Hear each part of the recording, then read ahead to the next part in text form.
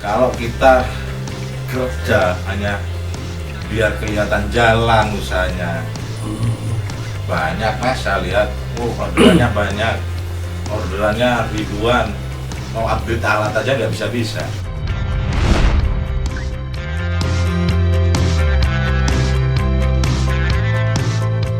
Kita di Pura-Pura Kreatif.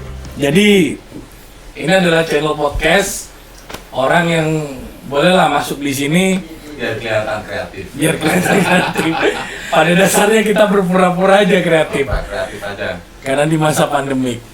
Saya Ricky dan teman saya ini boleh dibilang salah satu inspirasi muda di Banyuwangi yang mungkin banyak orang udah tahu siapa seorang Andre atau Cak Kendol ya, yang mungkin inspiratif banget. Kenapa saya berkata seperti itu? Dari dunia fotografi dulu ya? Dulunya dunia fotografi. Tapi sebelum fotografi apa tuh? Sound engineering. Sound engineering, nah tuh orang banyak yang nggak tahu. Bahkan ketika ada sound system Banyuwangi, tanya ke seorang Andre, maksud sih sound? Orang ada yang tahu. Dia gini-gini sekolah loh, sekolah sound engineering loh. Malang ya? Malang. Nah, terus fotografi. Fotografi, habis itu screen printing. Fotografi itu memang hobi sih ya. Hobi. Ada teman pulang dari Jakarta diajak lah. Diajak ya karena hobi ya suka. Berjalannya waktu 2013 Desain gitu. Ya, awal desain Foto tapi ya. Desain foto, edit foto. Fotografi lebih edit sih, Nah. bukan desain. Edit foto, coba sama desain, ternyata tertarik sama screen printing sih, atau biasa disebut sablon, gitu sih mas. Walah, jadi dunianya asik ya. Multimedia banget tuh orangnya saat ini. Bayangin, sound menguasai, fotografi menguasai, larinya ke editor untuk desain-desain atau juga yang ya banyak orang selain di Photoshop di Corel. Terus lari ke screen printing. Nah, screen printing itu kan berarti manual sablon ya? Manual. Apa bedanya sama yang kayak sekarang ini kan serba canggih ya, serba mesin, terus orang tinggal masukin kaos di print. Mungkin untuk kecepatan pengerjaan lebih cepat digital. Oke. Untuk kualitas saya sendiri masih jamin lebih bertahan yang manual. Lebih bertahan yang manual. Alasannya apa tuh? Gini, Nah, ini yang perlu dikulik nih ya. Karena kan di situ boleh dibilang saya pakarnya lah. digital ada yang terbaru itu DTG, oke. Direct to Garment. Istilahnya gini, kaos di print udah jadi gambar. Cuma gini sih, ini logika ya mas ya. Cartridge printer. Dia bisa nerima tinta, bukan pasta. Iya, tinta, cair berarti. Dan seberapa kuat cairan ini? Kalau terus kaos itu dicuci pakai. Kita kalau manual kita menggunakan pasta. Oke. Jadi lebih kuat pasta daripada tinta. Itu ya, kalau untuk yang DTG lebih kuat pasta. Tapi kan ada juga yang kertas terus apa di pemalas sublim namanya. Kalau sublim sendiri kan gini, dari kertas. Ada sih pakai ABS bisa, pakai kertas sublim juga bisa, cuma gini dia punya kelebihan dan kekurangan. Kelebihannya misal kita print foto, misal mas kaos caleg. Iya, kebanyakan itu ya, kebanyakan caleg. Cara kerjanya cepat, kertas di print, kita press, sudah jadi. Cuma dia hanya bisa di kain-kain tertentu. Kain tertentu. Kayak sari tahu itu. Ya, sejenis kain saringan tahu lah. Tapi untuk dia ditransfer ke kain fondant atau kain katun dia nggak akan bisa. Oh, itu nggak bisa ya? Nggak bisa. Oh, jadi kenapa? Sublim bisa menerima transfer tadi. kain yang bisa menerima transfer sublime itu hanya kain sejenis kain dry fit, mungkin kain high biasa orang mengatakan kain high kain saringan tahu itu mas. Oke, kalau dry fit itu yang biasa buat jersey Ya, sepak bola, basket itu ya. karena dia istilahnya polisternya itu banyak. Oh, oke. Nah, terus kemudian ke screen printing ya? Oh, sorry. Printing. Kalau situ bilang kalau yang ini screen namanya, manual Ya, itu. manual. Screen. Nah, terus itu kan gini. Bicara tentang screen, orang hanya bilang, wah itu warnanya kan cuma warna-warna solid atau warna-warna ngeblok gitu. Oke lah kalau misalnya pecah warna, berarti banyak screen. Gradien itu kan kadang-kadang kan nggak bisa tuh untuk di screen. Nah itu ada apa tuh? Semuanya bisa sih mas, Ya, manual bisa. itu semuanya bisa.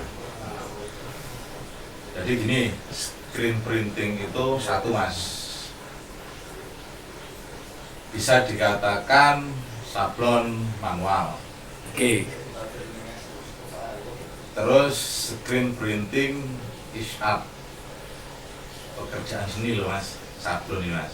Itu ya. Iya. Jadi bukan orang nyablon satu font warna gitu enggak ya? Bukan. Nah, ini biar orang tahu. Jadi kan bukan mengistilahkan sablon hanya sablon manual gitu. Gimana tuh? Sablon itu prosesnya panjang sih mas, Nah, panjang. Jadi mulai kita desain, oke. kita desain. Ini ngomongin alur Oke. teknik mas ya. Iya. Setelah desain masih kita pisah warna. Jadi misal kita desain ada 6 warna. Jadi 6 warna itu kita pisah satu layer sendiri-sendiri. Misal 6 warna berarti kita menggunakan 6 screen. Iya. Nah, satu kita print. Setelah print kita proses namanya glaze atau afdruk. Biasa disebut afdruk dalam sablon. Oh yang di ini Ya, kertasnya glaze-nya. dibalik, Ya, terus kemudian di pencahayaan dari bawah itu ya? ya itu namanya glaze, proses glaze atau exposure atau yang biasa disebut afdruk. Setelah afdruk baru kita proses, kita aplikasikan entah di kaos, jaket dan lain. Oke. Ngomongin sablon manual, sablon manual nggak bisa kita bikin gambar, misal gambar 3D atau dimensi bisa. Bisa itu. Nah itu kan kadang-kadang orang kan menganggap kalau sablon manual itu ya itu tadi main solid warna aja gitu. Gradiasi itu Nah, di era sekarang itu bisa udah. bisa. Cuman ada cumanya. Nah ini dia apa tuh cumanya tuh? Nah perbedaannya gini sih, kalau kita mau mengerjakan sablon yang 3D atau biasa disebut raster, Iya. itu perbedaannya hanya di teknik pisah warnanya sih. Kalau kita pakai main desain gradasi atau 3D, kita pisah warnanya di Photoshop. Oke. Kan banyak orang taunya hanya jadi Corel tuh. Kalau Corel mungkin bisa untuk pisah warna atau desain solid. Solid ya, Ya. itu dia. Atau warna ngeblok gitu ya. Tapi kalau untuk yang gradients itu di Photoshop. Jadi benar-benar harus menguasai semuanya dong. Harus menguasai dong semuanya. Ah, ini mungkin hal-hal yang notabene kenapa dikatakan screen printing atau sablon biasa nggak bisa untuk ke yang gradient karena mungkin yang mengerjakan nggak bisa mempelajari Adobe Photoshopnya. Bisa jadi. Bisa jadi. Sebenarnya manual pun itu perkembangannya itu sangat bagus, tergantung individunya masing-masing sih. Dia mau mengambil ilmu nggak? Oke. Nah, kalau dia mau mengambil ilmu, ya nggak mungkin dia mau ketinggalan. Kalau dia hanya berjalan, bisanya itu aja ya udah. Kapanpun dia bisanya seperti itu aja. Bisanya itu aja tanpa ada upgrade ilmu ya. Tanpa ada upgrade ilmu. Sejauh ini kan berarti ngomongin tentang Banyuwangi dan juga kota-kota besar yang mayoritas mereka adalah apa ya, para pemilik atau brand-brand besar gitu ya. Itu mereka masih menggunakan manual. Bisa dikatakan 100% 100%. semua manual produksinya. Oh gitu ya. Jadi nggak ada istilahnya yang tadi ditanyakan lewat komputer apa. Jadi gini sih, kalau saya pribadi screen printing itu seni, lebih tertarik di manual kalau saya daripada digital. Iya. Jadi gini sih, ngomongin digital, orang tanpa pengalaman udah bisa menggunakan yang digital. Oke, benar. Gitu. Karena ada panduan booknya, Book, tinggal install, tinggal tahu tata caranya. udah jadi. Dan ini ada sih yang terbaru namanya DTF, itu digital tuh. Cuma untuk investasinya saya rasa masih mahal, kalau saya pribadi mahal. Dan itu pun saya seringlah lihat di media sosial, di grupnya DTF sendiri sih. Jadi sih masih banyak peluang, yang sablonnya pecah lah, yang putihnya transparan. Jadi belum tentu digital tuh menjamin, punya gitu sih, belum tentu. Lebih enak ke manual ya. Padahal ya, kalau misalkan tahu tata caranya dan juga bukan apa ya, itu tadi gue ngomongin tentang seninya di sana ya. Terus sejauh ini berapa screen paling banyak yang dikerjakan?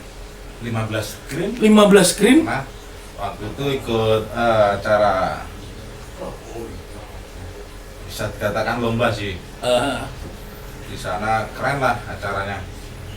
Jadi kita lomba sablon se-Indonesia itu sih Mas, acaranya di Bandung. Jadi di sana kita istilahnya lomba seni. Satu skill kita adu, jam terbang. Asiknya di sana sih kalau manual. Termasuk pecah-pecah warna gitu kan? Iya. Berarti Anda cuma dikirimin gambar solid yang udah jadi, tolong aplikasikan ke kaos atau ke media gitu? Bukan Mas, jadi gini, kita kirim file masih mentah. Iya, Anda dikirimin gambar kan? Gambar. Anda yang pecah sendiri berarti? Kita pecah sendiri. Jadi kita diaplikasikan ke updruk atau screennya tadi? Kita updruk, kita aplikasikan ke kaos. Harus sesuai dan sama.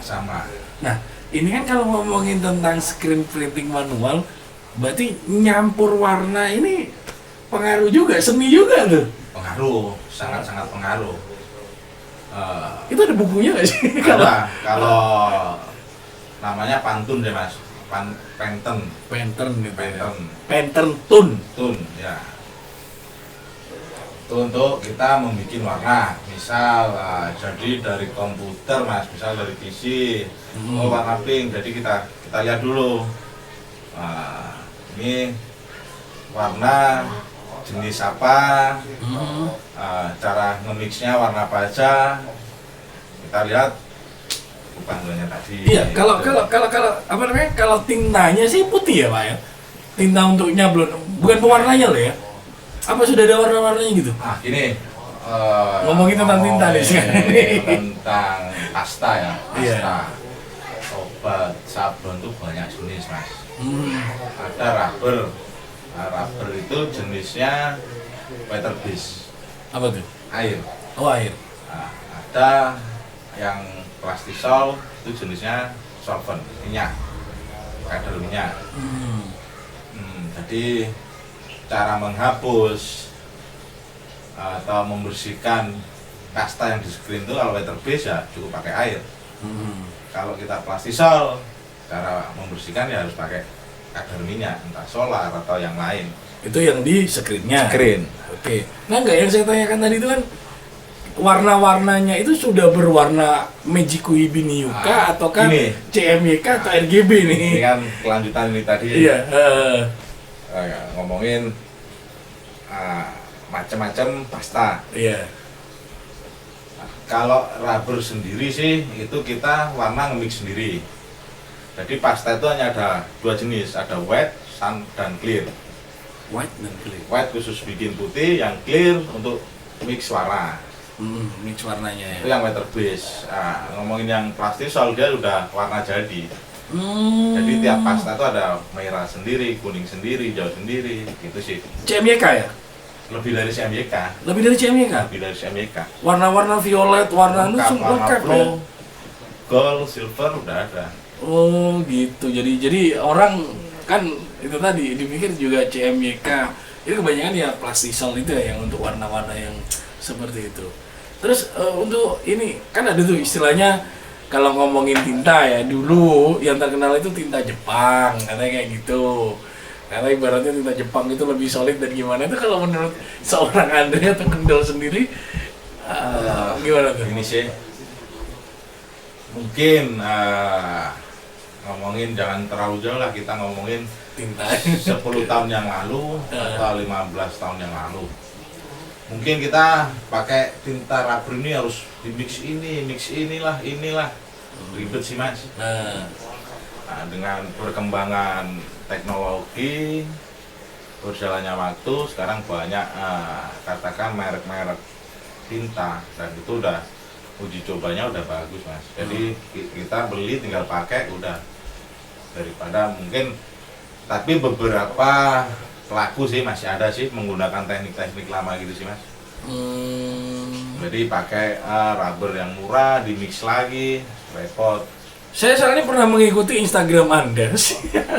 Itu Anda habis baru apa istilahnya, baru mediain ke kaos di screen, terus tiba-tiba Anda gosok. Itu katanya pakai tinta rubber.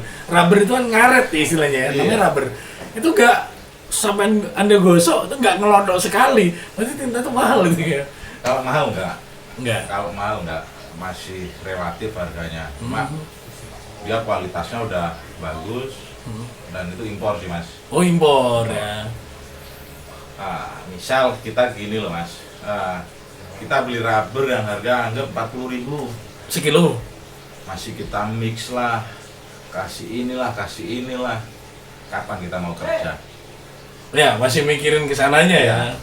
Lebih baik sudah jadi, ini ada produknya dan kemudian juga ada yang khusus atau istilahnya yang kualitasnya udah terjamin, mau silakan dipakai gitu. Ya, kalau saya pribadi sih mas, masalah saya di workshop itu semuanya menggunakan manajemen. Oke. Jadi kalau memang ada yang memudahkan kita untuk kerja, ngapain kita pilih yang sulit? Masalahnya tadi kita produksi, ritme produksi semuanya pakai manajemen waktu. Antara screen satu pindah ke papan kedua itu kita hitungannya harus detik. 10 detik harus pindah papan, 10 detik harus kita pindah papan. Seperti itu. Jadi udah ada manajemen waktunya juga, terus kemudian manajemen bahan apa yang mau digunakan di media, mau itu mau jaket, hoodie atau lain sebagainya gitu ya. Nah, ini kan Banyuwangi banyak hampir teman-teman apa istilahnya, kalau sablon itu apa? Kok komunitas ya? Atau tukang nyablon lah ya? Kalau tukang sablon saya nggak setuju sih mas. PNS? Bukan. Apa itu istilah? Apa? Itu tukang sablon. Itu kan kadang-kadang orang-orang beranggapan tukang sablon identik, kalau dulu itu tukang sablon dulu sebelum ada banner itu kain. Ya. Gini. Apa tuh namanya? Enak Kalau gitu. saya pribadi mas, saya nggak mau disebut tukang sablon. Apa tuh? Ya kan orang lihat, apalagi misal anak muda masih bujang, kerjanya apa tukang sablon? Wah, calon mertua mikir lah. Tukang sablon. Itu apa tuh istilahnya kalau sekarang? Gini, semua itu kembali lagi mas ke individu masing-masing. Oke. Dia mau nggak terus-terusan dipanggil atau istilahnya profesinya disebut hanya tukang sablon. Kalau dulu mungkin 2013 oke, saya dipanggil profesi saya tukang sablon. Kalau saya berjalan di stuck di sana, mungkin saya sampai saat ini Andri tukang sablon. Gimana caranya orang manggil saya Andri, pengusaha sablon, pengusaha konveksi. Wah, oke. Jadi ini ya, orang itu tidak akan stagnan dengan grid di dasar yang dulu orang menyebutnya seperti itu. Contohnya adalah tukang cukur. Sekarang sudah punya grid jadi barbershop. Ya kembali lagi ke individunya masing-masing. Dan kemudian bagaimana menerapkan perkembangan yang ada gitu kan ya. Bahkan teknologi-teknologi yang sudah diterapkan. Nah, ini ngomongin tentang teknologi Mas Andri. Dulu orang beranggapan terkait masalah nyablon gitu ya. Ada macam-macam mejanya tuh kalau saya lihat tuh. Ada meja yang panjang, ada meja yang apa? Yang muter-muter rotari itu ya. Itu kalau menurut Andri sendiri yang asik yang mana tuh ya? Contohnya yang efisien, balik lagi efisien waktu itu. Semua tergantung sih ya. Semua alat bagus, nggak ada yang jelek. Tergantung SDM-nya. Bukan sih. Bukan. Kalau alat ngomongin meja sablon itu tergantung tempat kita kerja. Ada meja itu namanya meja single. Jadi misal kita punya tempat kerja hanya satu kamar, ya pakai meja itu udah cukup mas. Misal kita punya ruangan kerja untuk produksi ukuran 2 kamar, nah, mungkin ada meja namanya rotari, itu udah cukup. Ruangan misal ruangan 6x3 itu udah cukup, kita pakai meja rotari. Atau minim-minim ruangan 4x4 itu udah bisa pakai rotari. Ada lagi misal workshop kita atau tempat kerja kita lebih luas, ada meja panjang, ada meja rel, ada meja Thailand. Semua ya tergantung, kita menyesuaikan tempat aja lah. Kalau ngomongin alat nggak ada yang bagus, nggak ada yang jelek kalau ngomongin alat atau meja sablon. Meja sablon, tapi bagaimanapun juga kegunaannya paling tidak mengefisienkan waktu ya ketika ada garapan banyak gitu ya. Itu ya kembali lagi sih mas, kita nggak bisa misal kita punya ruangan kerja cuma ukuran 4x4, kita memaksakan pakai harus meja panjang juga nggak bisa gitu. Nah, kita punya ruangan hanya 3x3, kita menggunakan meja rotari, ya belum tentu cukup meja itu masuk ke ruangan 3x3. Jadi semua tergantung ruangan. Nah, ini kan Banyuwangi sendiri teman-teman yang nyablon ini banyak gitu ya mas ya. Ada komunitasnya sih? Ada. Ada ya? Ada. Apa tuh namanya? KSB namanya. KSB. Komunitas Sablon Banyuwangi. Komunitas Sablon Banyuwangi. Kebetulan saya ketuanya mas. Wah, jadi ketuanya dia sekarang. Boleh lah. Jadi ketua dan juga jadi leader. Bandung, Banyuwangi. Bandung adalah pusatnya. Banyuwangi boleh dibilang adalah ujung timurnya Pulau Jawa. Bahkan dekat dengan Bali. Kalau ngomongin tentang dunia screen printing tadi itu, mungkin Bandung ya. Boleh ya kalau saya berkata seperti itu ya, boleh, Bandung ya. Boleh. Atau nomor 2-nya adalah di Bali. Karena apa? Bali dulu kan banyak sekali garmen-garmen yang nyeprinting, bahkan kaos-kaos. Nah, perkembangan di Banyuwangi sendiri gimana sejauh ini? Ya, bisa dikatakan mulai berkembang lah. Mulai berkembang lah. Untuk dunia sablon atau dunia garment tuh sudah mulai berkembang. Teknologi-teknologi yang ada di Bandung itu diadaptasi nggak sih atau diterapkan juga di Banyuwangi? Ya, ada yang menerapkan sih mas. Cuma gini,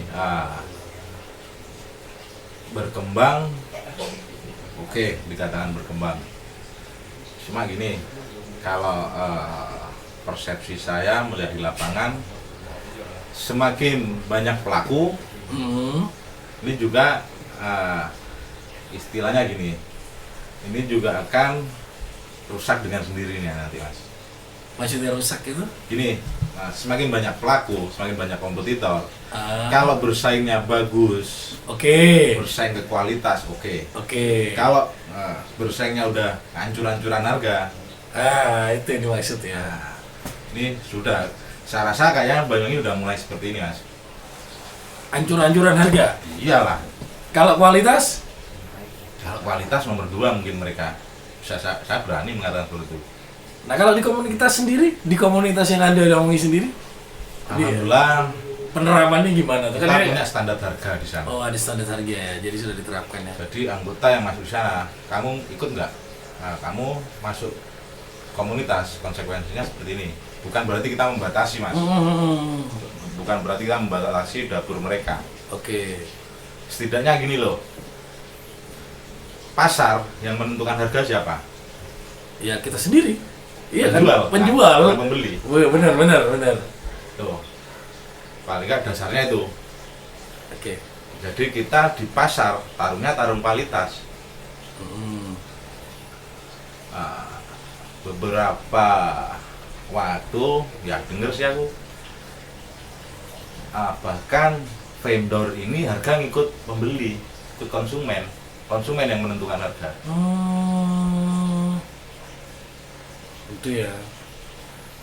Sebenarnya ngomongin gini mas, makanya kalau ngomongin sablon, ngomongin tukang sablon, nah, kembali lagi individu. Nah, dalam hal gini, kalian mulai usia muda sampai tua mau nggak cuma jadi tukang sablon? Benar.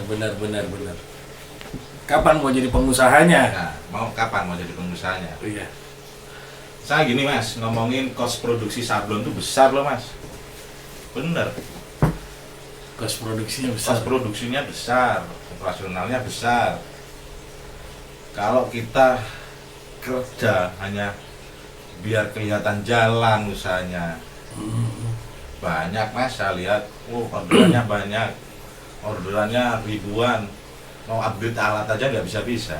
Nah itu, padahal itu tadi penerapan teknologi yang kenapa saya tadi sempat memancing Bandung, Banyuwangi. Jadi penerapan yang ada di Bandung itu setidaknya juga bisa diterapkan di Banyuwangi bisa. Karena kan boleh dibilang mereka menguasai teknologi ya lebih dulu lah ya setidaknya ya. Jadi bolehlah diterapkan di Banyuwangi. Hampir beberapa kesempatan ketika saya juga mendatangi teman-teman yang punya usaha seperti Anda ini, saya lihat, ada bedanya nih ya. Ternyata dari dunia alatnya, bahkan juga yang nomor 2 adalah efisien waktunya. Kayaknya kalau ngomongin tentang Bandung itu gimana? Harganya jauh lebih murah nggak sih? Kenapa mereka daripada Banyuwangi? Misalnya untuk kos produksi yang tadi Anda singgung. Kalau ngomongin kos produksi, mungkin kalau di Bandung lebih bisa ditekan sih mas. Bisa ditekan ya. Karena apa? Mereka mau belanja kain dekat. Ada pabriknya? Dekat pabrik, dekat toko. Oke. Mau belanja kebutuhan lainnya Seperti pasta-pasta itu tadi? dekat. Dekat. Banyuwangi mau belanja kain kita masih kena ongkos kirim. Oke, benar. Mau belanja juga kita harus memperhitungkan, misal belanja 2 kilo, masa mau belanja ke Bandung. Nah, itu dia. Ya, kalah ongkir. Mau belanja segala kebutuhan yang lain, intinya nggak bisa lah kalau kita ngikutin di Bandung. Memang harga bisa ditekan loh mas, bisa ditekan. Produksi itu tadi ya. Produksinya bisa ditekan. Nah ini ada nggak sih dari seorang Kendol sendiri ngambil kesempatan itu ketika banyak teman-teman yang ada di Banyuwangi yang ngerasa tadi disebutkan kalau mau beli pastanya 2 kilo ngapain harus ke Bandung? Ada nggak kesempatan itu yang diterapkan di Banyuwangi oleh seorang Andri itu? Alhamdulillah sudah saya terapkan di bidang SPS-nya sih. Jadi saya lebih tadi dari teman-teman yang untuk cari pasta masih cari di Bandung, ya cobalah saya istilahnya buka SPS. SPS itu apa itu? Screen Printing Supplier. Jadi Screen istilahnya Printing Supplier. Toko yang berjualan alat-alat sablon. Namanya SPS. SPS. Itu apa aja tuh? Banyak. Mulai dari ya perlengkapan sablon lah intinya. Perlengkapan sablon ya. Dan hampir teman-teman yang di KSB sendiri ngambil di sana. Bahkan yang di luar KSB banyak sih mas, dari situ Bondowoso udah belanja di tempat saya. Dan mereka juga ada komplain sih terhadap biasanya kan tinta yang Anda jual yang karena itu tinta pabrikan ya. Komentarnya lah negatif atau positif?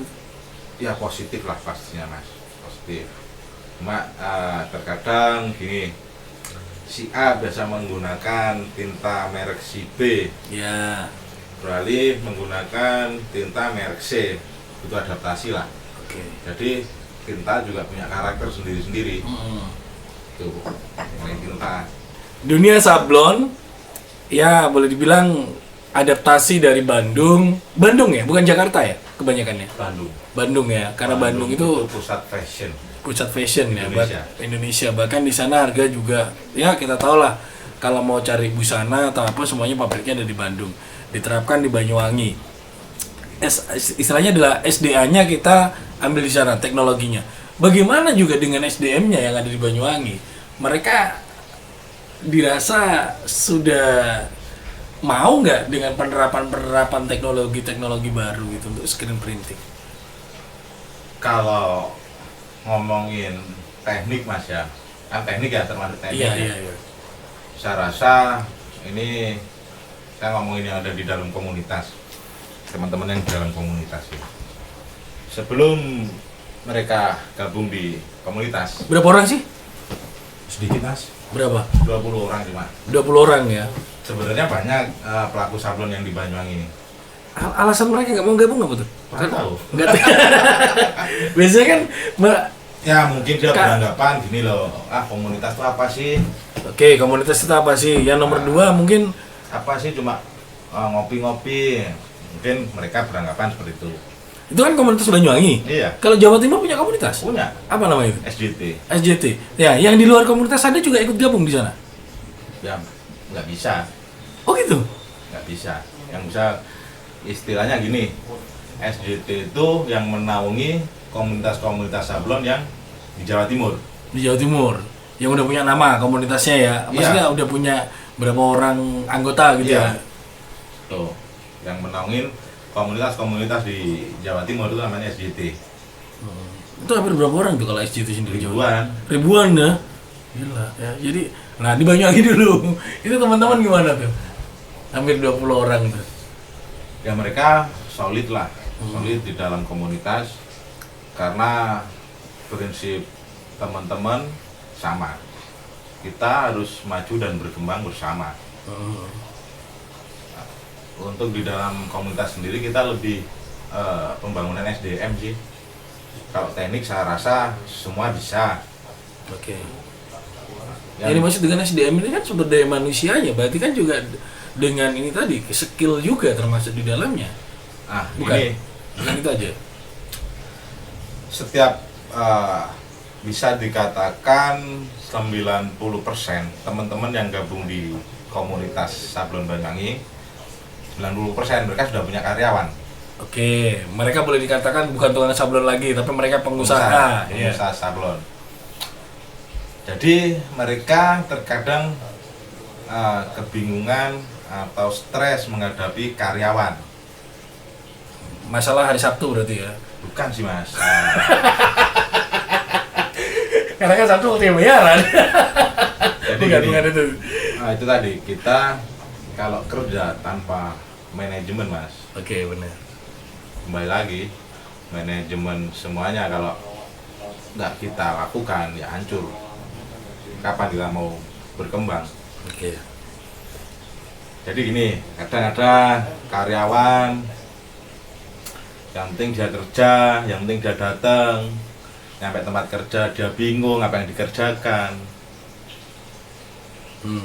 Nah, terus kalau kita tinggal nggak kerja, cuma main, nah itu kan perlu pembangunan SDM itu mas di dalam usaha kita. Jadi seorang leader untuk usahanya sendiri perlu diperlukan gitu ya. Bukan bosi ya. Bukan. Kalau bos nyuruh, tapi kalau leader itu mengarahkan. Nah, sebenarnya teman-teman, kita sering sharing tentang itu sih mas, SDM yang di dalamnya, di dalam usahanya. Gimana cara memperbaiki karyawan, alur produksi itu gimana, HPP itu yang betul gimana. Jadi di dalam komunitas itu nggak hanya ngopi-ngopi aja sih mas, kita sharing di sana. Oke. Komunitas juga pusat informasi yang lebih cepat. Ya kan biasanya kalau komunitas sablon nanti ngomonginnya tentang harga tinta ini harganya berapa, rakel ini berapa, bukan itu aja ya, tapi larinya adalah ke SDM untuk usahanya sendiri gimana caranya kita punya usaha itu berkembang. Gitu ya. Gitu. Jadi penerapan SDM-nya atau manajemennya untuk Manajemennya. usahanya sendiri. Yang sering dirasakan dikeluhkan apakah seperti kutu loncat gitu, tukang sablonku moro-moro hilang melok si A, terus tukang jahitku menghilang melok si B, itu sering keluhan guys. Sering terjadi. Nah, hanya di sana kita sering sharing-sharing tentang hal itu. Gimana sih mengatasi hal-hal ini?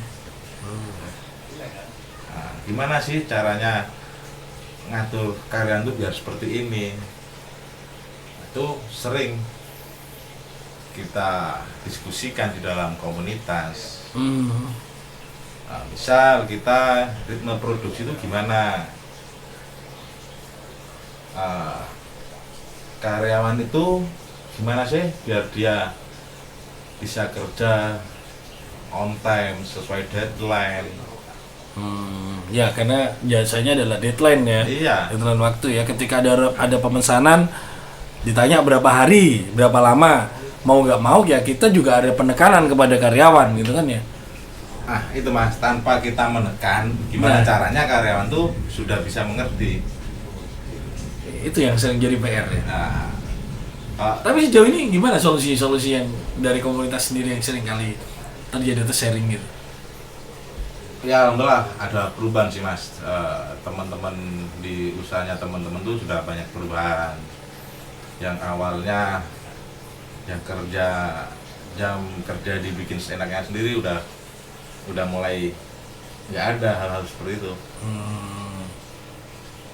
Mungkin kalau kita lihat garment gitu ya, atau garment-garment yang besar itu kan mereka kan selain sistemnya memang adalah yang namanya juga konveksi ya, borongan per piece ya. Kita ngomongin borongan per piece untuk mau penjahit kayak atau juga mau yang nyablon.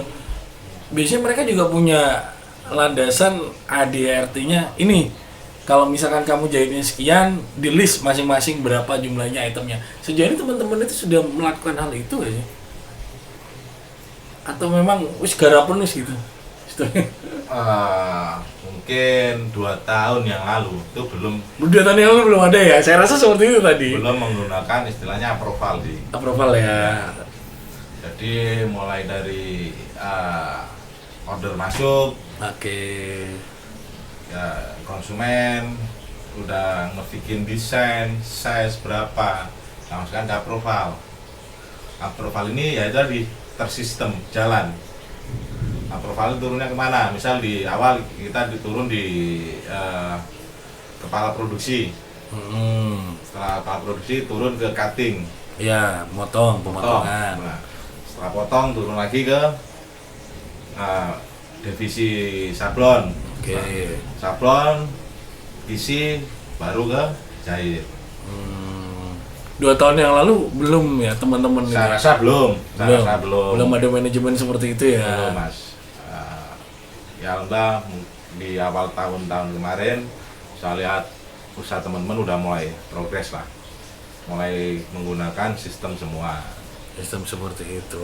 Dan memang dampaknya adalah enak gitu. Jadi bisa mengecek sejauh mana perkembangannya untuk misalkan pesanan yang dipesan, mau itu bentuknya t-shirt atau bentuknya kemeja atau ya jaket atau lainnya. Jadi saat ini jauhnya bukan kita menerapkan sistemnya pabrik diterapkan di usaha yang lebih kecil kan gitu ya nih. Seharusnya seperti itu. Seharusnya seperti itu. Tapi ada orang yang gimana aja? Mungkin mindsetnya sih. Lah wong awak dhewe usaha sak endi sih kok. Itu yang salah. Awak. Kapan kita akan beralihnya ke lebih besar kalau misalkan nerapkan itu tadi mindset yang lama? Nah, ya itu tadi Mas, kalau ingin berkembang mindset lama dibuang. Mindset yang lama dibuang ya. Itu udah tertinggal, cara berpikir, pola pikir seperti itu udah tertinggal. Kalau diaplikasikan di tahun 2020, apalagi mau ke 2021 Mas. Terus daerah teman-teman wilayah Banyuwangi Selatan ya banyak juga Banyak kan yang tergabung. Kalau dari Banyuwangi Kota sama Banyuwangi Selatan lebih banyak mana tuh? yang mendominasi malah Banyuwangi Selatan. Selatan. Kenapa kok teman-teman yang di Banyuwangi Kota yang dijadikan itu persetujuan atau gimana tuh? Nggak tahu Mas. Jadi seorang ketua ini. Komunitas itu terbuka untuk siapapun. Oke. Dan pemilihan ketuanya ada masa ini ya, masa jabatannya ya? Ini bukan ngomongin pilkada loh. Udah 3 tahun mas. Sudah 3 tahun ya? Saya ini udah minta Gantian? ganti. Terus? Teman-teman nggak ada yang mau. Teman-teman gak ada yang mau? Alasannya apa? Ya nggak tahu mas, mereka yang punya alasan mas. Oke. Gitu. Berarti masih dipercaya guys ya. Satu masih dipercaya, ya boleh diteruskan. Jadi tidak ada masa jabatan Anda. Bukan rapat voting ya pemilihannya ya? Nggak ada mas. Gak ada rapat voting ya? Nah, kemarin itu awal tahun kemarin saya sudah minta ganti lah. Istilahnya gini loh mas, gantian lah biar sama-sama merasakan. Iya, Saya udah. mereka nggak ada yang mau teman-teman. Alasannya apa? Nggak tahu alasannya saya. Tuh yang teman-teman KSB yang nanti nyaksikan ya, tuh keluh kesal loh ya. Ribet gak sih? Kalau ribet enggak. Ribet enggak? Ribet. Kenapa harus minta ganti? Ya pengen aja sih mas. Pikir aja ya, Iya. jadi anggota ya. Pengen jadi Sekali-kali anggota. merasakan ya. Kayaknya kalau anggota tuh lebih enak ya. Lebih asik. Lebih asik. Oh ya, ngomongin tadi komunitas yang lebih besar, Jawa Timur. Dengar-dengar mau juga event di Banyuwangi. Sebetulnya sih mas itu tahun ini Desember dan acara gathering Sablon Jawa Timuran itu memang sudah teragendakan setiap tahun dan tiap tahun tuh ganti kota. Dari kota. Ganti kota untuk gathering Sablon Jawa Timur ini sudah berjalan 5 kali. Kelima yang Banyuwangi sebenarnya. Yang kelima ini mau ke Banyuwangi. Pertama gathering Sablon Jawa Timuran pertama itu ada di Tulungagung. Kedua Surabaya, 3 Madiun, 4 Jombang, 5 Banyuwangi. Rencananya. Rencana. Karena pandemik. Karena pandemik, insya Allah kita pending di Desember tahun 2021. Desember 2021. Mudah-mudahan ini semuanya kembali dan bisa grow up lagi ya. Tapi kalau setelah pandemik ini masa grow up-nya ini memang agak berat ini. Kalau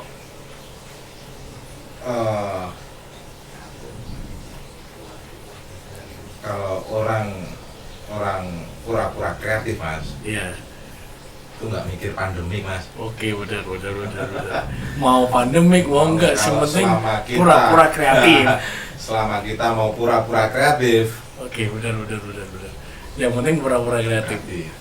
Terus KSB sendiri berapa tahun usianya? 3 tahun mas. 3 tahun ini ya. 3 tahun ini. Mau anniversary juga ya? Kebetulan mau ini juga sih. Ya, insya Allah Januari tanggal 10. Januari besok ini, 10 Januari, bukan 11 Januari. Kalau 11 Januari gigi ya. Tapi 10 Januari. 20 orang. Tapi kita KSB sendiri masih terbuka untuk komunitas-komunitas. Pengusaha sablon yang lain yang mau Kita bergabung. selalu terbuka mas. Komunitas ini siapapun yang mau ikut gabung monggo. Jadi bukan brand yang dijual ya. Kan Istilahnya adalah usaha sablon Anda ya. Anda mau brand apa, tapi Anda punya usaha sablon mau bergabung silakan ya. monggo. Ada nggak sih anggota KSB tapi dia nggak punya sablon? Gak punya mas. Semua pelaku usaha sablon. Pelaku Semua. usaha sablon ya. Bukan tukang sablon loh mas. Pelaku Oke. usaha sablon. Pelaku usaha sablon. Karena sekarang itu pelaku usaha kecil apa? Usaha menengah kecil lah gitu ya. Terus yang dirasakan dari teman-teman KSB ini atau istilahnya pengusaha sablon di kalau pandemik tadi adalah pura-pura kreatif. Sejauh ini apa ya, SDM tadi sudah kita bahas. Sekarang balik lagi ke SDM, modal. Teman-teman yang di naungan KSB lah, kita nggak ngomongin di luar ya. Dari dunia screen printing sendiri ini apa sih yang jadi kendala tuh mas selain dari SDM itu? Kalau misalkan dari garapan atau apa gitu, karena ini juga sebagai leader ya. Makanya itu tadi mas, kekuatan komunitas itu luar biasa. Misal 5 bulan, 4 bulan yang lalu ada salah satu anggota yang lagi drop orderan, ya kita supply. Mana yang kelebihan orderan kita kasih orderan. Oh dan saling info-info. Iya, saling support lah kita. Nanti kalau misalkan tiba-tiba semuanya nggak ada orderan ya, dapat orderan satu orang. Ya mudah-mudahan jangan. Alhamdulillah sampai saat ini banyak orang-orang yang berpura-pura kreatif bertahan kok Mas. Oke, siap. Yang pura-pura kreatif itu yang bertahan ya. Jadi Anda berpura-pura lah kreatif karena channel ini adalah pura-pura kreatif sebenarnya. Asik. Yang jelas sih memang kalau bicara tentang pelaku usaha sablon Banyuwangi sudah menjamur ya. Sudah menjamur banget. Menjamur banget ya. Bahkan persaingan itu bukan di kualitas lagi tapi persaingan ke harga ya. Di harga itu juga sudah dirasakan ya. Sejauh ini juga merasa ada nggak sih Mas omongan yang saling menjatuhkan antar vendor itu? Kalau saya pribadi belum pernah dengar sih Mas. Istilahnya kalau di dalam komunitas nggak pernah teman-teman. Masalah gini, kalau teman-teman yang di dalam komunitas itu, nah karena kita sering sharing di dalam sebuah bisnis atau usaha, nggak ada ceritanya kita bersaing secara harga kita akan maju, nggak ada ceritanya. Yang hancur pasti ada. Cepat atau lambat, kalau bersaing kita di harga, hancur sendiri. Tapi bersainglah di kualitas. Bersainglah di kualitas.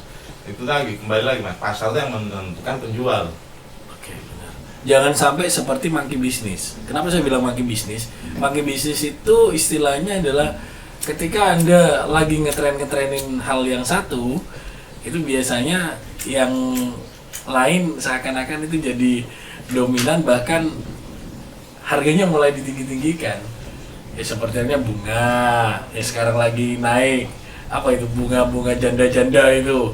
Ya kan monkey bisnis, orang nggak tahu kalau itu bunga itu harganya murah tiba-tiba dinaikkan. Tapi kalau ini adalah kualitas ya. Kualitas, nggak bisa. Apalagi bisnis kita, usaha kita di jasa sih ya. Nah, itu nggak bisa. Kita, nah itu tadi Mas, kembali lagi kita jual harga murah. Saya rasa nggak mungkin kita akan bisa menjaga kualitas. Sekalipun bisa menjaga kualitas, nah, saya ingin tahu marginnya berapa. Benar. HPP-nya berapa gitu ya? Harga pokok produksi Anda. Kalau dia marginnya tipis Mas, apakah mungkin dia untuk mengupgrade alat kerja? Oh iya, kembalinya ke sana ya. Nah, apakah mungkin dia bisa menyejahterakan karyawannya? Kalau margin kita tipis. Benar sekali itu ya. Ini nih teman-teman yang ada di KSB udah percaya sama ketuanya ya. Ini udah pemikirannya udah mateng ya. Sound engineering, fotografi, edit, larinya sekarang ke dunia penyablonan. Pengen upgrade gak ke DTF atau DTG? Gak pengen. Belum jelas ya. Alasan sama sekali. Ya, alasan pertama investasinya mahal Mas. Investasinya mahal. Yang pakai juga siapa gitu ya? Banyuwangi ya? Atau juga yang pesen ya? Sebenarnya kalau ngomongin prestis Mas. Praktis ya, lebih praktis. Cuma tadi investasinya mahal. Yang digunakan teknologinya elektronik. Oke. Ada ausnya. Cepat atau lambat dia akan aus. Benar sekali. Kalau udah aus Mas, biayanya besar. Itu yang perlu kita, kalau saya pertimbangkan hal-hal itu. Kalau yang manual masih bisa tarung sama yang DTF, kenapa enggak ya? Kenapa enggak? Di Bandung sendiri itu Mas, ini ngomongin kota fashion, kota yang buat tolok ukur. Ya, produksinya untuk fashion. Di sana Mas, bisa dikatakan 90% masih manual semua. 90% masih manual. Bahkan saya tahu, ya salah satu boleh dibilang t-shirt yang ternama lah, yang di ambasadornya adalah artis gitu ya.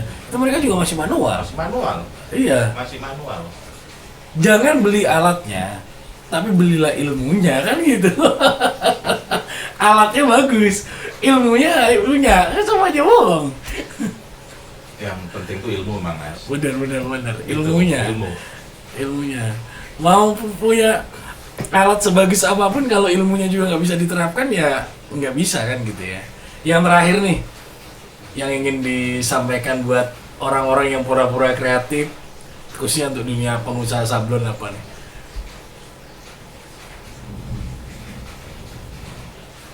Setidaknya kan juga punya pemikiran tuh, atau yang melihat nanti channel kita yang punya usaha sablon mungkin baru kecil-kecilan atau setidaknya baru buka, baru jalan.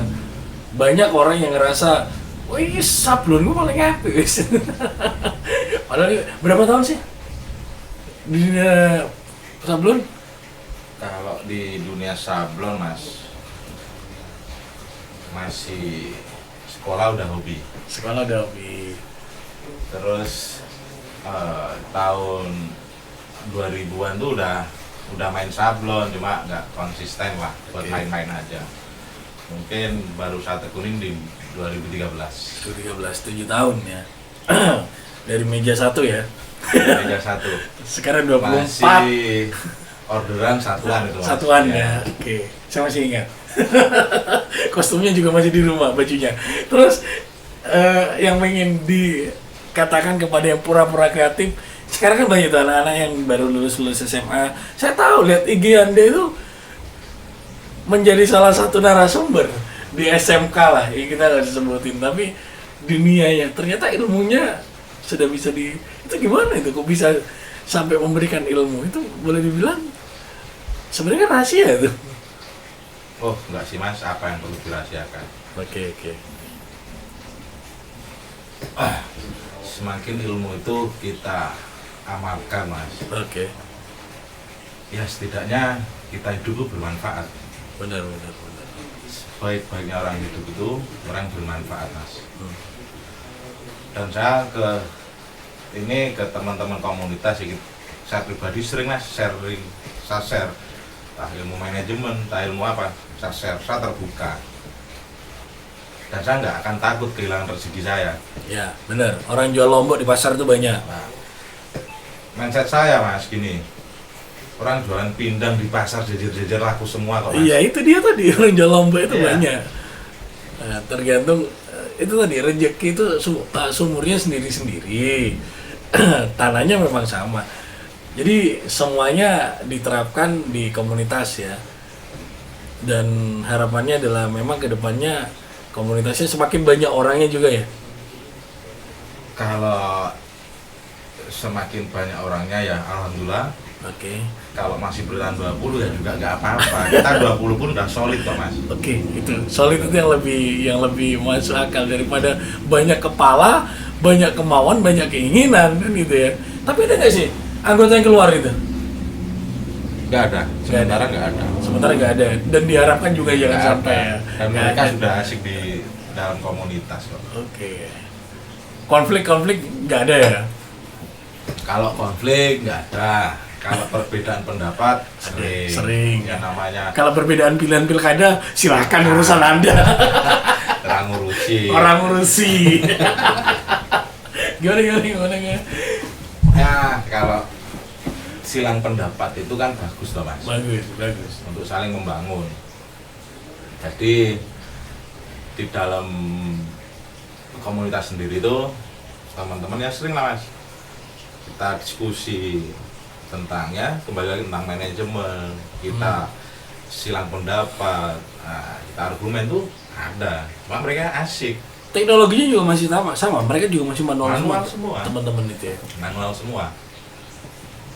Ya mungkin upgrade ilmu tentang bisa warna, ya kita upgrade. Kalau misalkan ada undangan yang kayak dari luar kota, biasanya ini kan ada apa istilahnya ya, sosialisasi nih dari salah satu brand, misalkan pasta atau brandnya kain, mereka kan mengundang nih komunitas-komunitas di Banyuwangi sering kali? Sering. Kebetulan kemarin andai kata nggak ada pandemi gitu Mas, kita dapat undangan dari salah satu pabrik kain di Bandung. Harus ke Bandung. Dan itu semua akomodasi yang menanggung pabrik. Ya. Dan teman-teman juga diundang 20 orang. Iya, kita mau jalan ke sana. Ya satu kita studi. Oke.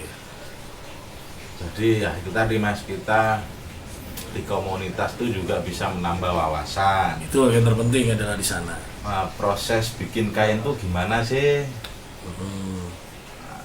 Proses bikin tinta tuh gimana sih? Bahkan juga diajarin cara mana warna kemik warna gitu ya. Diajarin Mas. Sama pabrik Semua. ya. Iya. Jadi memang harapannya adalah pabrik itu bisa juga jadi tangan panjangnya adalah komunitas ini sendiri. Setidaknya ketika mau ambil tinta mereka atau mau kain mereka ya bahan dari kami lebih bagus gitu ya. Sudah diinfokan gitu. Sekarang pabrik Mas yang disasar tuh teman-teman komunitas. Oke. Jadi pabrik itu sekarang lebih loyal ke teman-teman komunitas. Ya ini contoh, KSP sendiri mau ngadain Enif. Iya. Semua pabrik support Mas. Pabrik support. Nggak hanya support doa loh Mas. Iya. Kalau support doa semua bisa. Support dari materi, kebutuhan apa yang kita butuhkan di acara itu semua disupport. Bahkan narasumber yang memiliki keahlian di dunia screen printing sendiri, mereka siap untuk mengakomodasikan untuk mendatangkan gitu ya. Siap. Dan kebetulan narasumbernya ini ya bisa dikatakan orang-orang hebat lah Mas. Oke. Di dunia screen printing gitu. Jadi bukan abal-abal yang nanti itu didatangkan. Itu umum boleh datang nggak sih? Boleh datang Mas. Ada tiketing atau gimana? Ada. Untuk tiket insya Allah di harga 125.000. Oke. Itu free t-shirt, coffee break, makan siang dan sertifikat.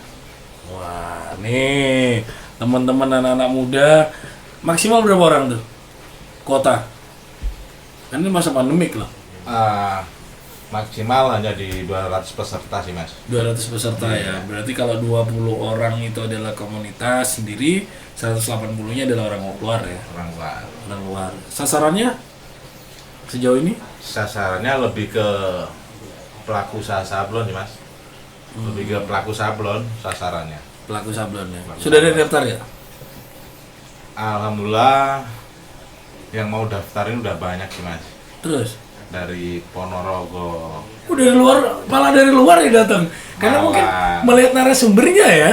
Satu lihat narasumber dan teman-teman ini dari Indo Mas. Rindu pengen kumpul lah sini. Ingin Karena ketemu. SJT-nya nggak Iya, ada SJT-nya udah ditunda. di 2020 ini ya.